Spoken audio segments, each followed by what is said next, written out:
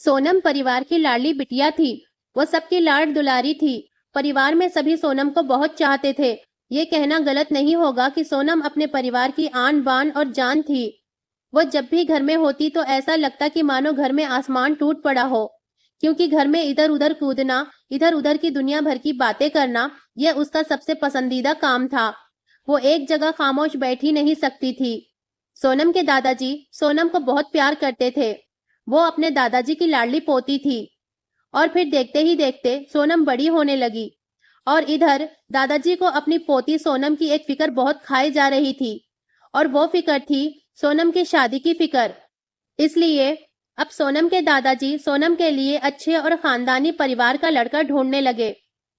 पर सोनम को शादी के नाम से ही इतना गुस्सा आ जाता था कि जब भी कोई परिवार में सोनम की शादी की बात करता तो वो बहुत गुस्सा हो जाती और गुस्से से वहां से उठकर अपने कमरे में चली जाती।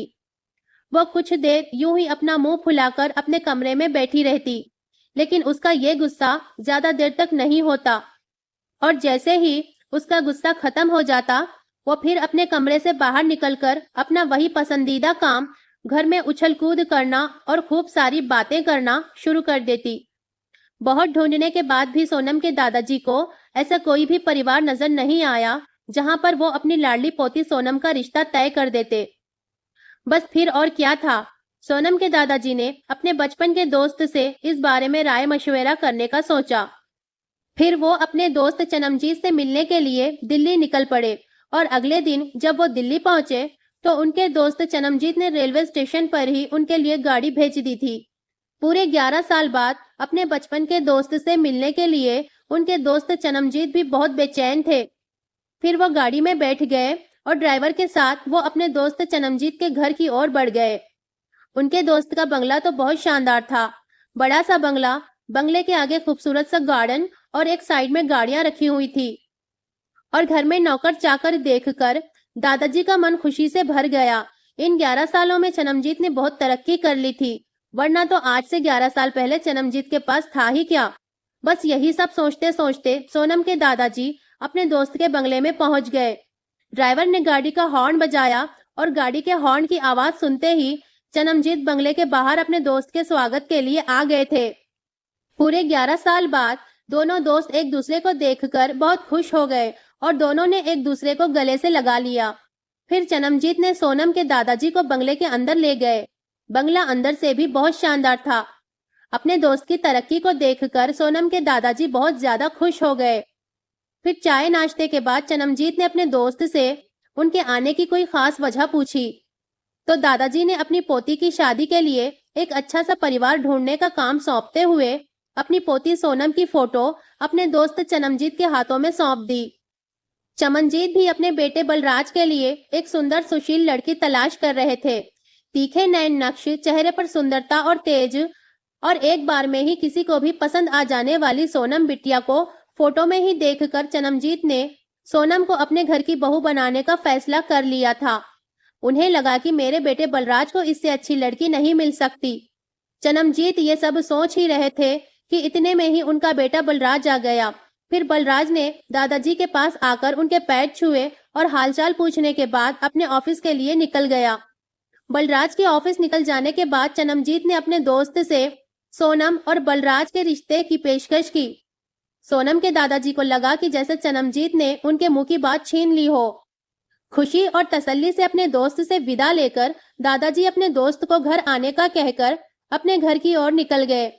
बलराज को भी सोनम बहुत पसंद आई थी, लेकिन बलराज की माँ बलराज की शादी अपने से भी बड़े घराने में कराना चाहती थी। लेकिन बलराज ने अपनी माँ को मनाया और अपने बेटे के मनाने पर वो मान भी गई।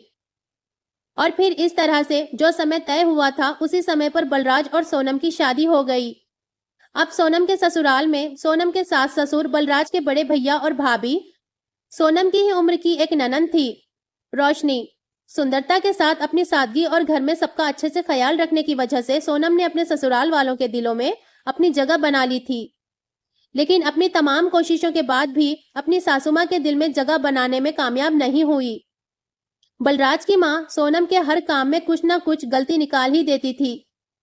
अपनी शादी की रात ही बलराज ने सोनम से यह बात साफ साफ कह दी थी कि घर के किसी भी मामले में मैं कुछ भी नहीं बोलूंगा।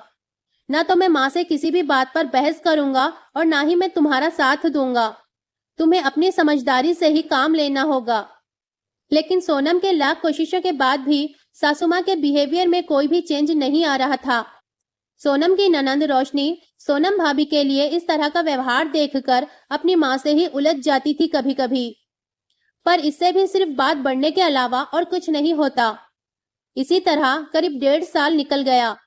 सोनम और बलराज को 2 जुड़वा बेटियां हुई और यह समय सोनम के लिए अग्नि परीक्षा का समय था। सोनम का दर्द सोनम के लिए आंसू बन गया था। ससुराल में सोनम को संभालने वाला कोई नहीं था। बलराज और उनके पापा ने सोनम को मायके भेजने के लिए पहले ही मना कर दिया था। एक दिन रोशनी अपने कॉलेज से आई और उसने घर में सभी को कॉलेज के ईयरली प्रोग्राम में आने के लिए कहा और साथ ही में उसने ये भी कहा कि प्रोग्राम में उसकी भी 2 प्रस्तुतियां हैं, इसलिए आप सभी का आना बहुत जरूरी है।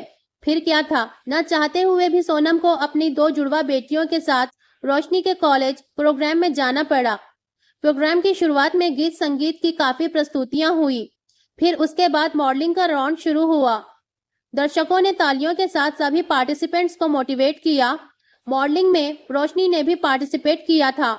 लास्ट राउंड में रोशनी के साथ 4 और लड़कियों को सिलेक्ट किया गया और अब विनर कौन घोषित होगा ये सवालों के ऊपर डिपेंड था, जहां पर लास्ट प्रोसेस में जज द्वारा हर किसी से एक एक सवाल पूछकर जिसका भी जवाब बेस्ट से बेस्ट होगा उसे विनर घोषित करना था।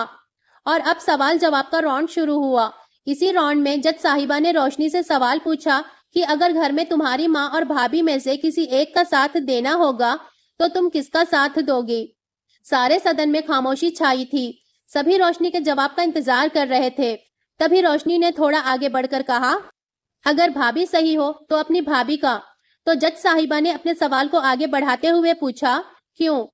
इस पर रोशनी ने जवाब दिया, क्योंकि कल को मुझे भी किसी के घर में किसी की भाभी बनकर जाना है। रोशनी का जवाब सुनते ही सारे सदन में तालियों की आवाज गूंज उठी।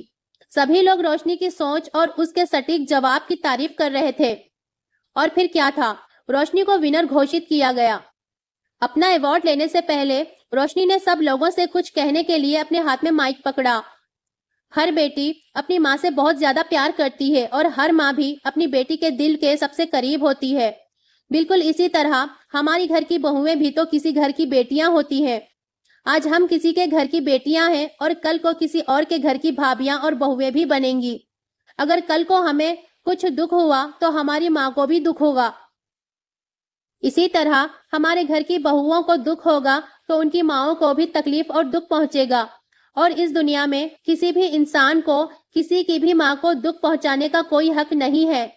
इसलिए हर सास अपनी बहू को अपनी बहू नहीं बल्कि अपनी बेटी समझे तो आगे चलकर उनकी बेटी भी खुश रहेगी। रोशनी के इतना कहते ही पूरा सदन एक बार फिर तालियों की आवाजों से गूंज उठा। और फिर इसके बाद घर आकर सासू माँ ने सोनम से अपने खराब बिहेवियर की माफी मांगी और अपनी बहू को बेटी बनाकर सोनम को गले से लगा लिया।